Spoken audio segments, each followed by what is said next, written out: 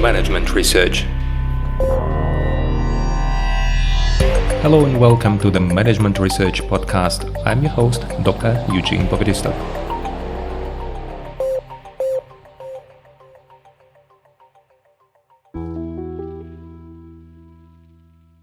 Hello and welcome to the next episode in my mini-series dedicated to the SWOT analysis, which is a part of a bigger mini-series dedicated to the strategic management topic. And today we continue talking about how to run a correct, or at least as I would understand, a correct SWOT analysis.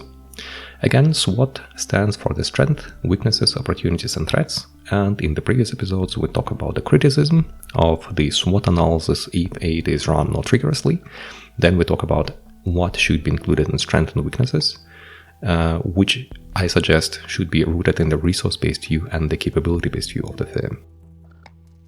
And in one of the previous episodes we talk about the opportunities and threats, and I suggested applying the market-based view and 5 forces framework by Porter.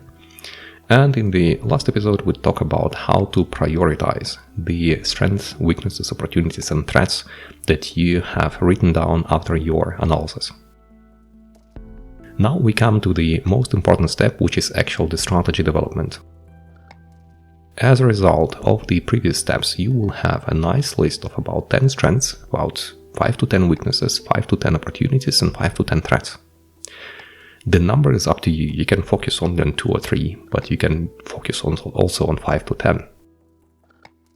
Now we need to make the matching, and actually we need to make 4 matches. The first one is matching strength with opportunities, and we can see how we should apply our strength to achieve the opportunities. Let's assume in our previous episode we talked about the example that you're a programmer who is applying for a job. And you are searching for different jobs, and one of the most desired opportunities is the data analyst. Now look at your strength. What are your strengths? You can do Python. Python is good, but Python might not be enough. Luckily, Python is at the core of AI programming. Whatever you do with AI, most likely you will do with the Python. So it could be a good idea to try to apply the Python knowledge and Python experience to discover some new AI or machine learning opportunities, try to see how it works, get some basic knowledge, and this would already be sufficient to apply for the job. And if you spend some time and develop a good skill, develop a competence in this field, then your chances to get a job as a business analyst will be much higher. So you can see that the strength can match one of the opportunities. Then you can see what are the other trends, what are the other opportunities, and of course, by waiting, you will see that it may make sense to use the strength that is stronger to apply for the opportunity that is still interesting. Maybe it is not the first one, not the business analyst, but maybe you can go to something like, the web designer.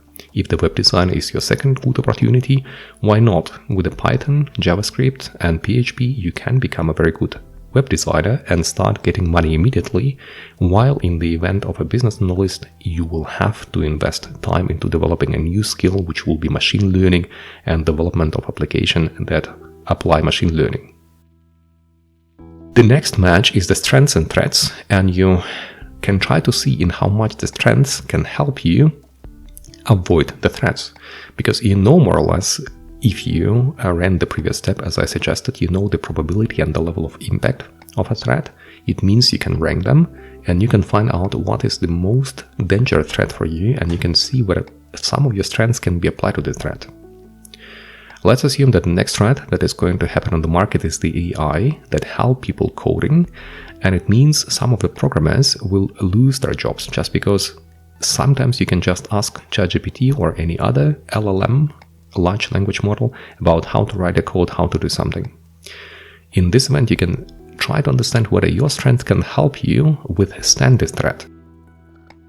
So if AI is going to come, and if all of a sudden we have the new LLM that will exactly be tailored to produce the code for the programmers, in how much can you use your strengths to overcome this threat?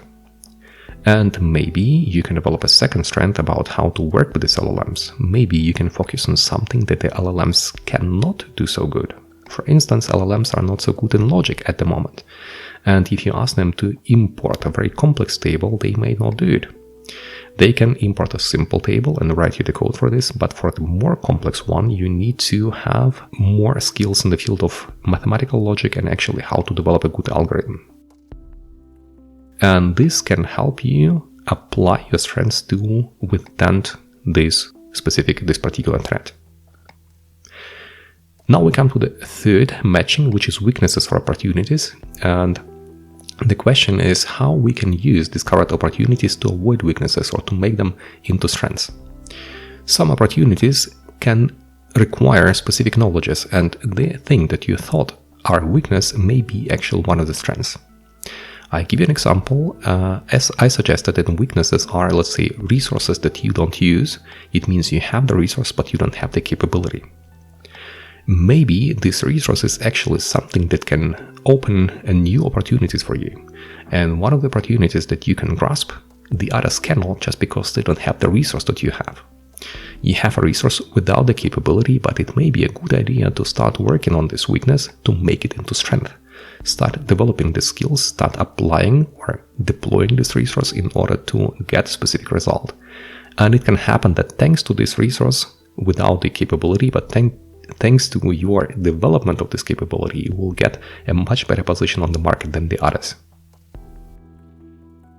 And finally, the fourth match is matching weaknesses with threats. How can we avoid weaknesses to impact the probability of occurrence or impact of threats?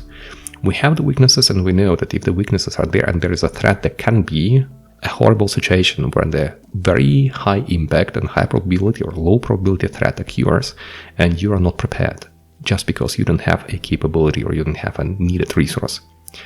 And in this event, we have to think about how can we avoid in our strategy situations where the threats will immediately impact our weakness. If you have all these four matches, strength to opportunities, strengths to threats, weaknesses to opportunities, and weaknesses to threats, then you can develop a good strategy. For instance, how to apply for a good job position, how to select what kind of positions to apply for, which market you have to go to. Do you have to stay in Austria? Shall you go to Germany? Shall you apply for a job in the UK or maybe in the US? And what are the opportunities there, and so on.